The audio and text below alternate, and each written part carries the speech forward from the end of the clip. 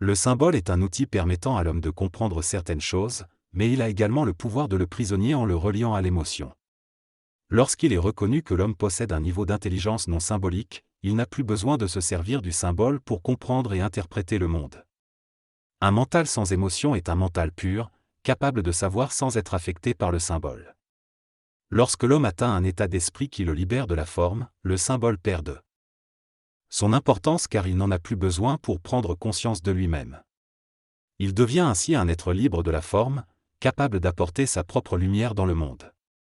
L'usage du symbole est né des ténèbres, mais une fois que l'homme les a traversées, il n'en a plus besoin car il est conscient de son origine et le temps n'a plus d'importance pour lui.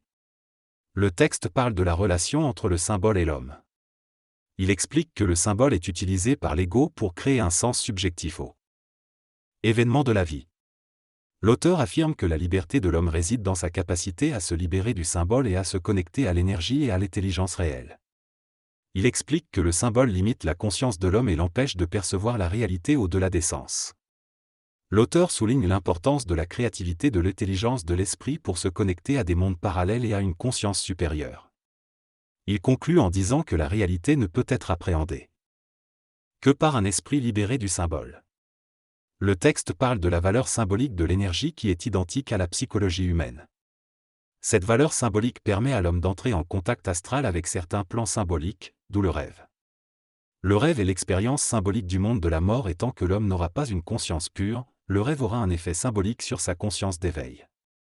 Cependant, l'homme doit comprendre la valeur du symbole pour bien s'en servir, sinon il sera assujetti au symbole et diminuera son intelligence réelle. Le texte souligne le besoin de l'ego de se servir du symbole pour orienter son activité psychologique, mais l'esprit peut être libre. Tant que les lois de la forme ne seront pas parfaitement comprises par l'homme, il aura du mal à saisir la valeur et le pouvoir symbolique de la forme. L'homme est inconscient et subit cette condition symbolique, prenant le symbolique de la forme au sérieux. L'avenir de l'homme sera fondé sur le pouvoir de l'esprit sur l'ego, de l'union des deux, afin que le symbole n'interfère pas entre l'ego et l'esprit. Lorsque l'homme atteindra un niveau de conscience supérieur, il pourra comprendre plus facilement ce qui lui sera donné de comprendre par l'esprit et ne se sentira plus seul.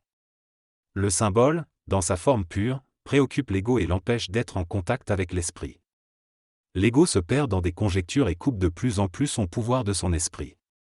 Le texte souligne la nécessité pour l'homme de passer d'un plan à un autre d'intelligence dans son évolution, mais l'ego ne peut pas contrer ces mécanismes de mutation. La désintégration du symbolisme égocentrique ouvre les portes de l'annihilation du symbole et l'homme ressent la crainte avant de savoir. La crainte provient de l'interprétation symbolique de la réalité, qui n'est pas parfaite puisque l'ego ne peut pas savoir ou partiellement comprendre sa condition. Le texte aborde la notion de symbologie et son impact sur l'esprit humain. L'auteur explique que plus l'ego se fusionne avec l'esprit, moins il ressent de crainte et plus il acquiert de pouvoir. La peur de la mort est également évoquée comme étant liée à notre interprétation symbolique de la valeur de la vie. L'auteur pose que si l'ego et l'esprit étaient en harmonie, la peur de la mort disparaîtrait, laissant place à un pouvoir accru de l'esprit. L'immortalité est perçue comme inévitable chez l'homme. La symbologie est décrite comme pouvant prédisposer l'homme à la vérité ou au mensonge, et son pouvoir sur l'esprit dépend de la polarisation de ce dernier entre le bien et le mal. Pour que le pouvoir se manifeste chez l'homme, il faut que son esprit soit au-dessus de cette dualité créée par le symbolisme. L'esprit libre permet à l'ego de canaliser l'énergie de la lumière et d'être créateur. Le symbolisme est considéré comme un obstacle à l'évolution de l'homme, tout en permettant le développement de l'homme inférieur. Il occupe l'homme et le pousse à réfléchir de manière subjective plutôt qu'à communiquer avec son intelligence et son esprit. L'auteur souligne que dès que l'homme prend conscience qu'il n'est pas celui qui pense, le pouvoir du symbolisme sur son mental diminue et la mutation commence, passant du stade de l'homme à celui du surhomme. L'esprit de l'homme est présenté comme le point de rencontre entre l'énergie de l'ajusteur de pensée et le plan mental. L'esprit libre est décrit comme étant créatif et dynamique, amenant l'évolution de l'être supramental. Le texte conclut sur la puissance du symbolisme et le conflit entre la réalité véhiculée par l'esprit et l'émotion qu'il peut créer. Dans le futur, l'humanité devra se libérer de la domination du symbolisme pour accéder à une conscience créative purement vibratoire. Le symbole maintient l'homme lié à la sécurité psychologique, l'empêchant de comprendre complètement la nature de l'expérience du réel. Cependant, Une fois libérée de la conscience symbolique, l'humanité pourra percer le voile et approfondir la réalité de sa conscience, se déplaçant librement dans le temps de l'esprit. L'entrée dans l'éther dépendra de la décontamination de l'esprit par le symbolisme et permettra à l'homme de construire une nouvelle civilisation, à l'épreuve des forces de domination.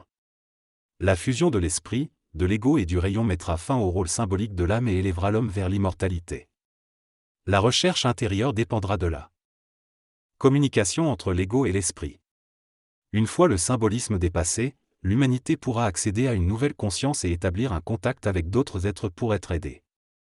Cet extrait aborde l'idée que l'homme conscient doit reconnaître l'illusion de sa recherche symbolique et se tourner vers une intelligence réelle et non symbolique. L'ego de l'homme conscient sera traversé par le rayon de l'intelligence, ce qui lui permettra de se libérer des obstacles symboliques dans sa vie. L'ego devient conscient, il reconnaît le symbolique et l'illusion qu'il représente.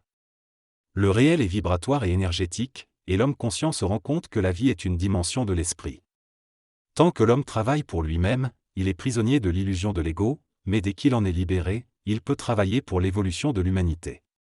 L'être conscient supramental comprend que le symbole est un voile qui ne peut lui donner aucun sens du réel.